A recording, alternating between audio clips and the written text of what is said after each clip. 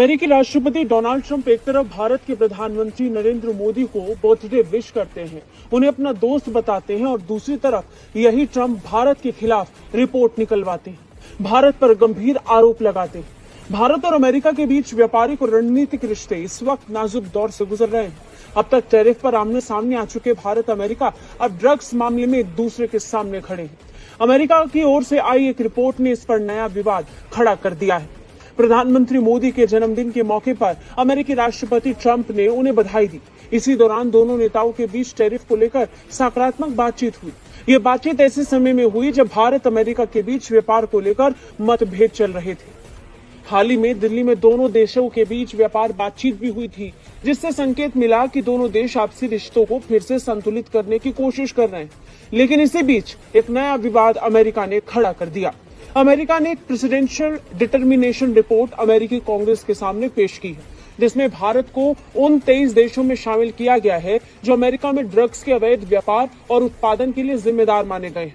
America के मुताबिक ये देश या तो ट्रांजिट पॉइंट के रूप में काम करते हैं या फिर अवैध ड्रग्स और उनके रसायनों का उत्पादन करते हैं।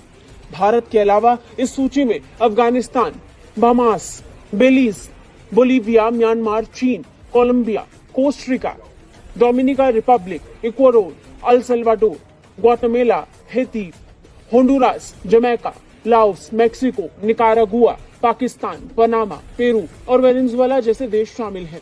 रिपोर्ट में खास तौर पर 5 देशों अफगानिस्तान, बोलीविया, म्यांमार, कोलंबिया और वेनेजुएला पर आरोप लगाए गए कि वो मादक पदार्थ विरोधी यानी काउंटर नारकोटिक्स प्रयासों में विफल रहे। इन देशों को अमेरिका ने चेतावनी देते हुए कहा कि वो अपने प्रयासों को मजबूत करें, नहीं तो आगे चलकर कड़े कदम उठाए जा सकते हैं। अमेरिका ने तो चीन को वैश्विक ड्रग संकट का मुख्य स्रोत बता दिया, आरोप लगाया कि वो फेंटेनिल और बाकी नशे वाले केमिकल्स के उत्पादन में मदद कर रहा है। अमेरिका के मुताबिक चीन से आने वाले पूर्ववर्ती रसायनों के कारण दुनिया भर में नए तरह के नशे की लत बढ़ रहे हैं।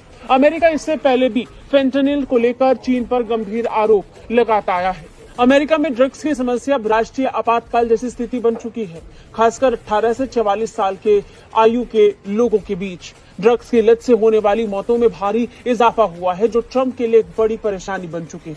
नतीजन ट्रंप प्रशासन अब इसे लेकर बाकी देशों पर सख्त नजर आ रहे हैं और ये रिपोर्ट निकाल दी, जिसमें भारत का नाम भी जोड़ा गया। जहां एक तरफ भारत और अमेरिका अपने रिश्तों को सुधारने, व्यापारिक सहयोग को बढ़ाने की दिशा में प्रयास कर रहे हैं, वहीं दूसरी ओर ऐसी रिपोर्ट दोनों देशों के बीच अविश्वास की खाई को और गहरा कर सकती है।